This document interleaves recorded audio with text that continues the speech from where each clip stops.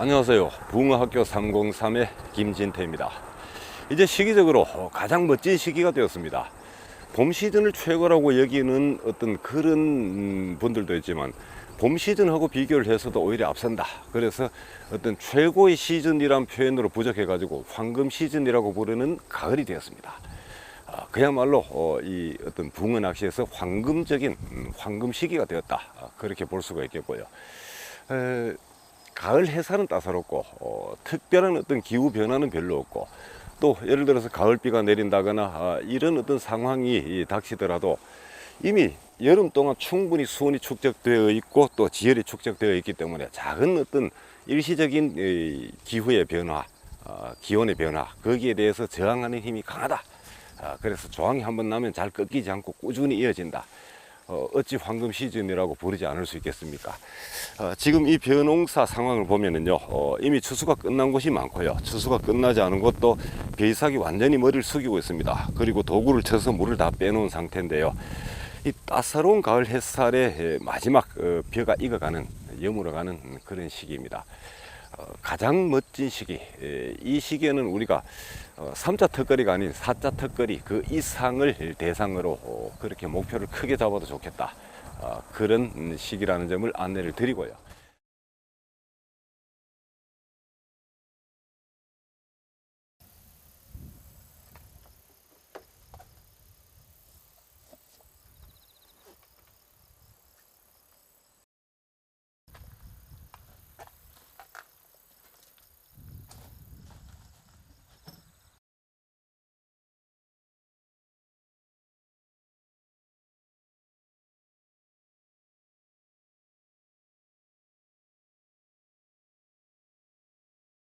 이 멋진 시기를 맞아서 제가 찾아온 저수지입니다.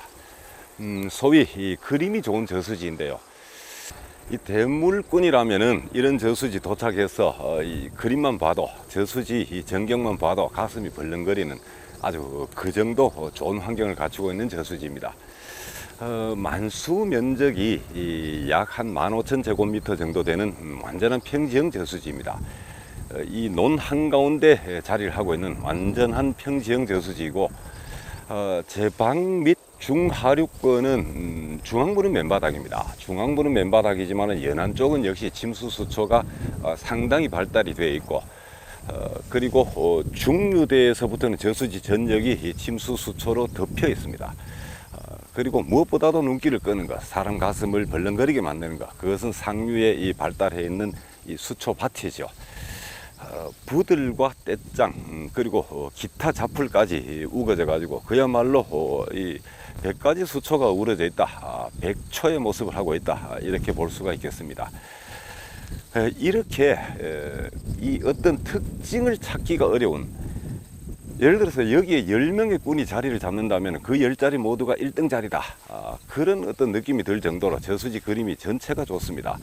근데 이 상위에 이렇게 특별히 이렇게 밀생한 수초밭이 있는 지역, 이 지역은 물이 들어오기 때문에 여기에는 퇴적이 되어 가지고 타 지역 중하류권보다 오히려 더 많은 수초가 발달을 하고 완전한 밭을 이루고 있다.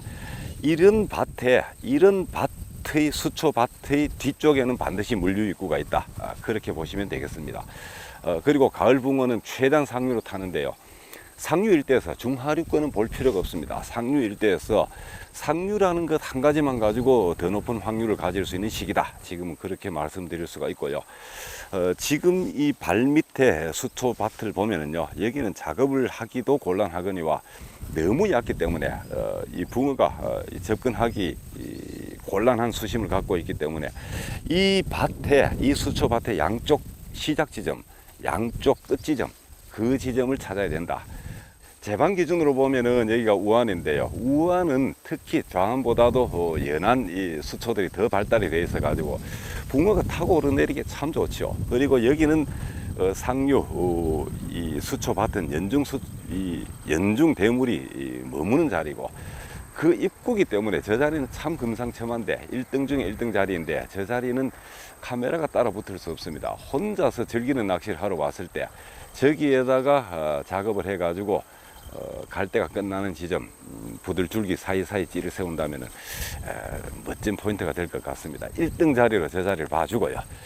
그렇다면 이 수초밭의 왼쪽 자리는 지금 방송 촬영 불가다. 그렇다면 오른쪽 자리, 저 지점에 들어가서 다음 순서를 진행하도록 하겠습니다.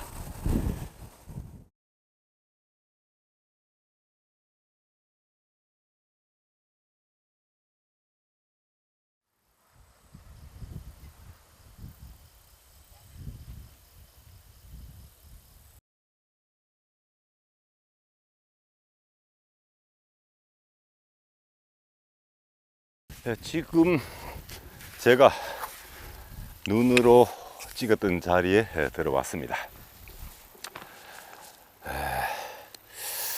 부들을 이렇게 마주보고 공략하기는 참 좋은데 문제는 역시 수심이라는 문제가 걸립니다. 최저 수심, 어찌 보면 이 최저 수심이라는 건 사실 별 의미가 없는데요. 최저 수심이라는 건 없다는 뜻이죠. 보통 뭐 사자 수심이 1m다. 1m 대에서 사자가 잘 낚인다. 이런 얘기도 있는데 붕어 마음입니다. 그런데 얕은 수심에 대한 경계가 대물군 중에서 얕은 수심에 대한 경계가 적은 저로서도 30이 나오지 않으면 좀 찜찜합니다. 이것도 사실은 제가 만든 어떤 하나의 필요 없는 기준일는지도 모르죠. 이 대물붕어한테 물어보면은 나는 30 이하 수심대에서 굉장히 자주 놉니다. 이렇게 답할지도 모르겠습니다. 근데 어쨌거나 낚시꾼 입장에서 찌는 세워야 되니까 제가 25cm짜리 단찌를 수초대 공략할 때 주로 쓰는데요. 25cm 찌를 세우자면은 수심이 30은 돼야 된다. 그래서 저는 이 30을 어떤 한계점으로 보는데요. 여기가 지금 30이 깔랑깔랑합니다. 우리 대물군 표현으로 깔랑깔랑한데요. 될까 말까 하다는 뜻이죠. 일단 제일 왼쪽 1번 구멍을요, 부들밭 속으로 닭발을 깊게 파는 것은 금물입니다. 왜냐하면 여긴 지금 안으로 들어가면 찌가 서지 못합니다. 20 수심이 나오질 않기 때문에요. 그래서 여기 정도를 1번 구멍으로 보고요. 여기에 찌가 설 1번 구멍이라 부들밭에서 이 작업을 할 때는요, 정말 이 주의가 필요한데요. 부들 줄기 하나를 놓고 반드시 살려둬야 될 게 있고 또 반드시 잘라내야 될 게 있습니다. 채비를 투척하고 또 찌를 세우는 데 있어서 방해가 되는 부들줄기는 반드시 잘라야 되겠죠. 근데 어떤 붕어의 경계심을 완화해주고 붕어가 마음을 놓고 접근할 수 있도록 해주는 줄기는 절대로 잘라서는 안 되겠죠. 그걸 보고 거기에 찌를 세워 놓는 건데, 그 장애물, 붕어가 꼬일 수 있는 그 장애물을 성둥 잘라버리면은 뭘 보고 거기에서 밤새 그 찌를, 무슨 기대로 밤새 그 찌를 쳐다보겠습니까?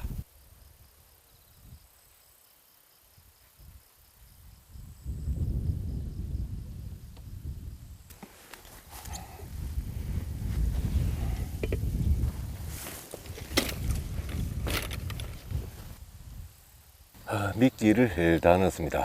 18대부터 36대까지 총 9대를 편성했는데요. 욕심을 좀 낸 편입니다. 시기가 좋으니 마치 이 한 자리도 버릴 수 없다 이래가지고 9대나 펼쳤습니다. 수심이 대체로 25, 제일 얕은 왼쪽은 30이 채 안 되고요. 또 제일 깊은 쪽이 약 한 50을 별로 넘어서지는 못하는데요. 좀 심한 어떤 우리가 흔히 말하는 극저수심대다, 그렇게 볼 수가 있겠는데, 시기가 이 가을 시기이기 때문에 이 붕어가 상류로 최대한 바짝 올라붙는 시기이기 때문에 수심은 상관이 없겠다, 그렇게 보고 있습니다. 이렇게 얕은 수심대를 공략하기 위해서 총 길이 케미를 꽂아 가지고 약 한 25cm 정도 이런 짧은 찌가 필요한데요. 짧은 찌가 이 몸통이 몰려 있으면, 부력이 한 곳으로 몰려 있으면 까부는 경향이 있습니다. 잡으라든가 혹은 뭐 새우만 미끼를 건드려도 찌가 끔뻑끔뻑 하니까 굉장히 혼란스럽죠. 여기 번쩍 저기 번쩍 이러면은 정작으로 이 챔질 타이밍에 맞게 올라온 찌를 놓치게 되는 그런 문제도 있습니다. 이 찌노름이 좋은 짧은 찌가 필요한 시기이고요. 지금부터 정말 행복한 가을밤을 저는 낚아보도록 하겠습니다.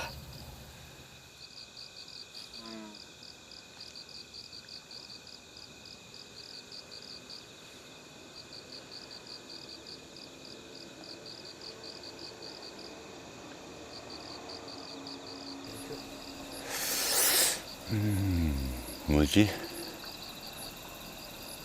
그렇다. 아이고. 장대. 그렇지. 우측 3번대입니다. 우측 3번 36대인데요. 맨바닥 쪽에서 붕어가 먼저 움직이는 것 같습니다. 우측 36대 맨바닥 자리에 수심은 역시 50이고요. 찌 노름 자체가 아주 원하는 씨알은 아니다. 그런 정도였습니다. 시기가 좋으니까 이왕이면은 한 15치 정도 되면 참 좋겠는데요. 9치, 겨우 9치밖에 되지 않습니다.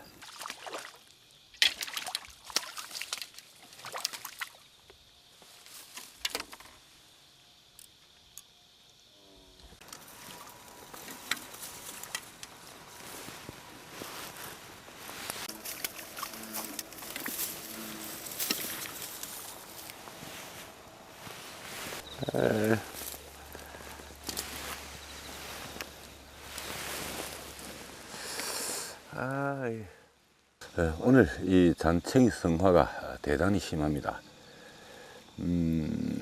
뭐 심지어는 8치, 7, 8치도 되지 않는 그런 잔챙이까지 설치는데요. 새우 미끼를 끼워봅니다. 새우로 미끼를 바꾸어 놓고는 그래도 잔챙이 성화가 덜한 편인데요. 이 메주콩이 준비가 안 돼서 그런데 메주콩이 있으면은 메주콩을 넣었으면 참 좋겠는데 옥수수 미끼를 쓰니까 잔챙이 성화가 심하다. 그래서 이제 새우를 넣어서 기다리는 것. 만약에 새우를 사용을 했는데 잔챙이 성화가 심하다. 그러면 메주콩을 써보는 것. 거꾸로 메주콩을 썼는데 잔챙이 성화가 심하면 역시 새우로 바꾸어 보는 것. 참붕어는 지금 채집이 되지 않고 있습니다. 가물치가 덤빌 것을 걱정해서 새우를 쓰지 않고 있었는데요. 지금 잔챙이 때문에 미끼를 바꾸어 봅니다. 이게 대물낚시죠. 잔챙이를 어떤 걸러내는 연구, 그리고 그런 낚시법, 그런 시도, 이런 것들을 하는 것, 그게 바로 대물낚시가 되겠습니다. 새우 미끼로 2뼘짜리 사구파를 공략해 봐야 되겠습니다.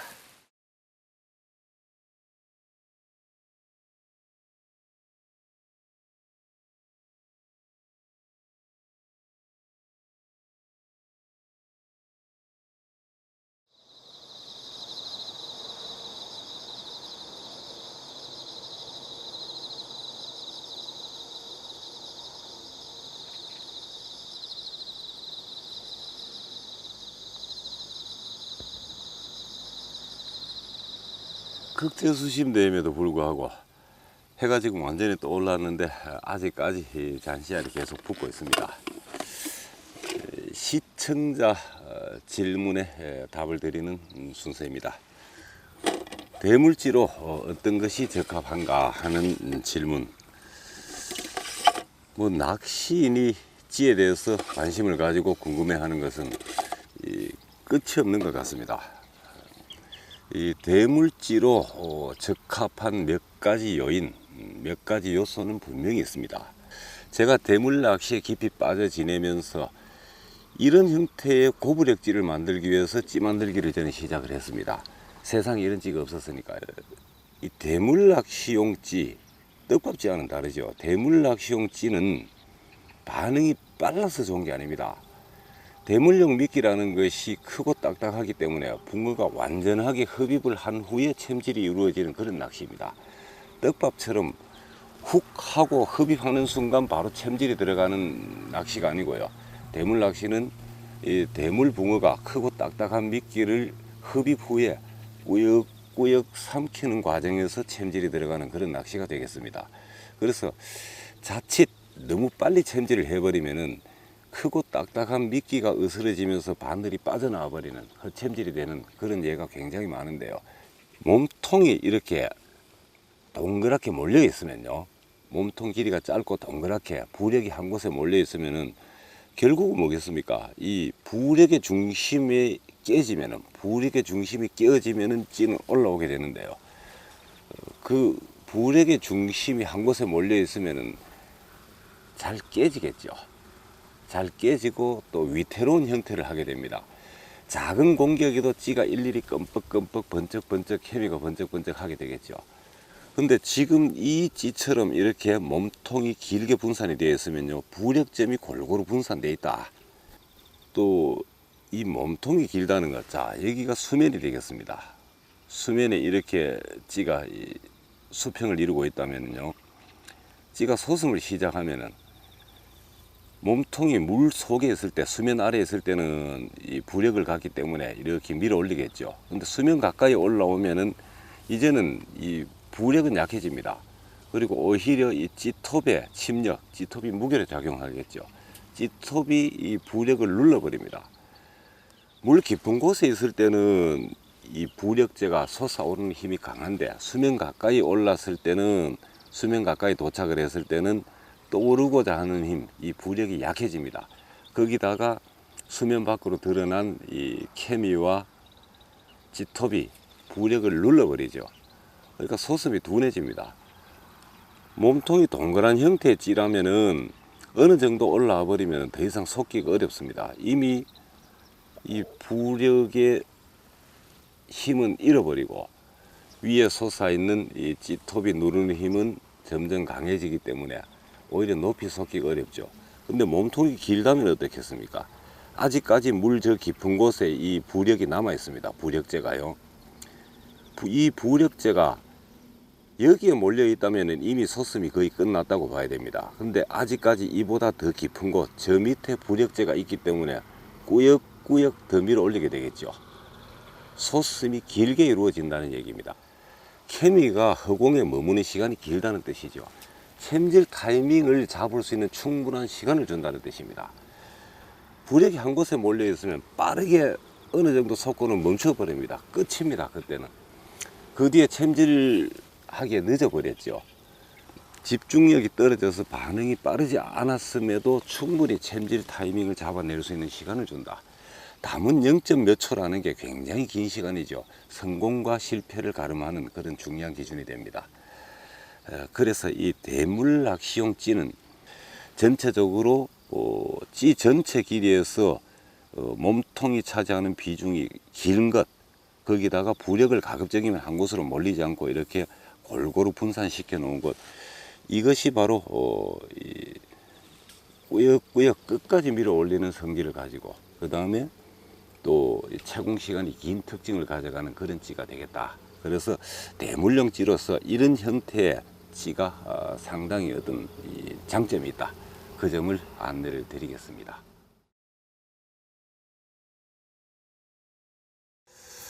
이제 해가 중천에 떠올랐고요. 가을 햇살이 아주 따갑습니다.